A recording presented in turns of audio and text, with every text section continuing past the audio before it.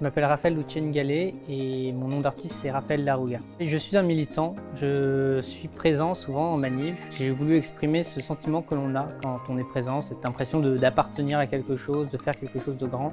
Ces masses qui sont galvanisées, cette impression cet espoir en fait. Et du coup je l'ai fait en reprenant les codes du réalisme socialiste. En fait le projet je l'ai monté avec l'idée de le scénariser, donc avec des personnages qui avaient des poses prévues. J'avais fait un storyboard où justement j'avais des images en tête très précises.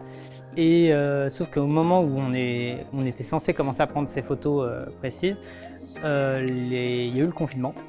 Et du coup, les manifestations, on a très vite plus eu, en fait. Ce que j'ai dû faire, c'est que j'ai dû prendre des photos d'archives.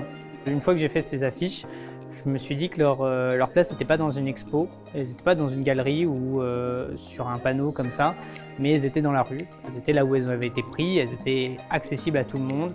Et du coup, j'ai imprimé une centaine d'affiches et je suis allé les coller dans la rue. L'école et les professeurs m'ont toujours soutenu dans ma recherche d'identité, à toujours aller plus loin dans mon projet, toujours plus réfléchir ce que je faisais et ne pas avoir peur de, à l'occasion, briser les interdits et me créer mon identité de photographe.